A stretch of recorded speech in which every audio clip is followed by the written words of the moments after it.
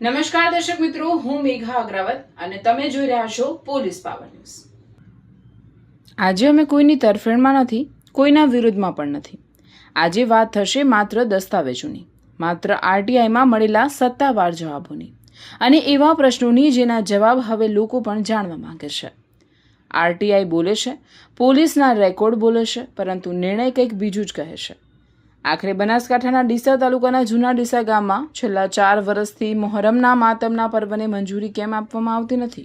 ચાલો આખો મામલો શરૂઆતથી સમજીએ. સૌપ્રથમ સમજીએ સમયરેખા. સ્થાનિક આયોજકોના જણાવ્યા મુજબ નવાબી શાસનકાળથી જૂના ડીસા ગામના મોહરમનો માતમનો પર્વ શાંતિપૂર્ણ રીતે ઉજવાતો આવ્યો છે. વર્ષો સુધી ગામમાં હિન્દુ, મુસ્લિમ, જૈન સહિત તમામ સમાજ વચ્ચે ભાઈચારાનું વાતાવરણ રહ્યું હોવાનું પણ સ્થાનિકો જણાવે છે. સમય જતાં આયોજક સમિતિમાં ફેરફારો થયા. સમિતિના જણાવ્યા મુજબ વર્ષ 2012 સુધી જે કમિટી આ પર્વનું આયોજન કરતી હતી તેના કેટલાક સભ્યોનું અવસાન થયું. ત્યારબાદ નવી સમિતિ દ્વારા કાર્યક્રમનું આયોજન શરૂ રાખવામાં આવ્યું. આ સમિતિના સભ્યોના જણાવ્યા મુજબ 2018 સુધી આ કમિટીના સભ્યો દ્વારા તાજિયાના પર્વમાં માતમ તેમજ ધાર્મિક વિધિ કરવામાં આવી. છેલ્લી વખત વર્ષ 2019માં નવી કમિટીની રચના થઈ અને મુસ્લિમ યુવા સેવા સંગઠન દ્વારા માતમનો પર્વ યોજાયો. વર્ષ 2020 અને 2021 દરમિયાન કોરોના મહામારીને કારણે કાર્યક્રમ યોજાયો ન હતો. વર્ષ 2022માં આયોજક સમિતિમાં એક સભ્યના અણધાર્યા અવસાનને કારણે સમિતિએ સ્વૈચ્છિક રીતે કાર્યક્રમ યોજ્યો ન હતો. પરંતુ આયોજકોનો દાવો છે કે વર્ષ 2023થી લઈને 2026 સુધી તેઓ ધાર્મિક કાર્યક્રમ યોજવા માંગતા હોવા છતાં તેમને મંજૂરી આપવામાં આવી નથી અને અહીંથી જ શરૂ થાય છે આ સમગ્ર વિવાદ. હવે વાત કરીએ આરટીઆઈની.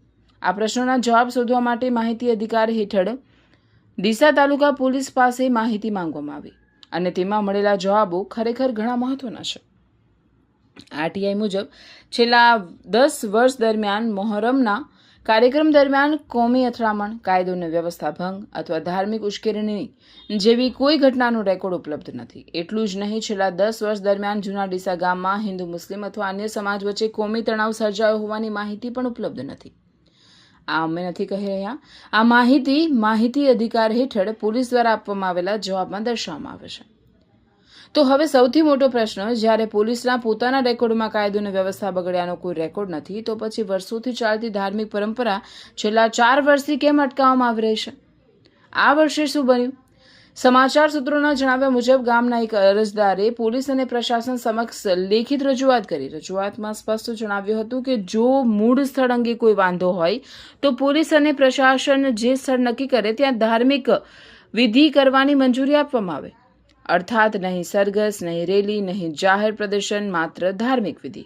પરંતુ અરજદારના જણાવ્યા મુજબ આ રજૂઆતનો પણ કોઈ હકારાત્મક નિર્ણય આવ્યો નહીં.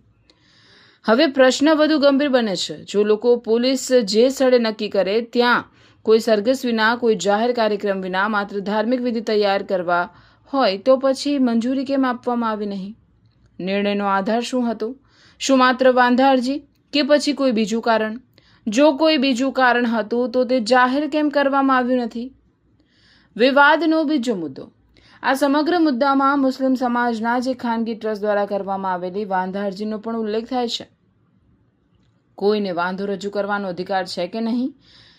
લોકશાહીમાં દરેક નાગરિકને પોતાની વાત રજૂ કરવાનો અધિકાર છે, પરંતુ શું એક વાંધા અરજીના આધારે સમગ્ર સમુદાયની વર્ષો જૂની ધાર્મિક પરંપરા અટકાવી શકાય? આ પ્રશ્નનો જવાબ પણ જરૂરી છે. બંધારણ શું કહે છે? ભારતનું બંધારણ દરેક નાગરિકને પોતાના ધર્મનું પાલન કરવાનો અધિકાર આપે છે. હા, આ અધિકાર જાહેર વ્યવસ્થા અને કાયદાની મર્યાદાઓને આધીન છે, પરંતુ જ્યારે આરટીઆઈમાં જ કાયદો અને વ્યવસ્થાનો કોઈ નકારાત્મક રેકોર્ડ ઉપલબ્ધ નથી, ત્યારે આ નિર્ણયનો આધાર શું હતો?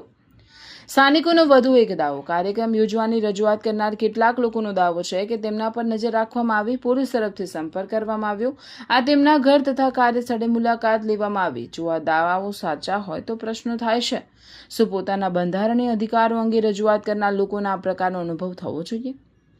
અંતિમ પ્રશ્ન, આ અહેવાલનો હેતુ કોઈ સમાજ, કોઈ સંપ્રદાય અથવા કોઈ વ્યક્તિનો વિરોધ કરવાનો નથી.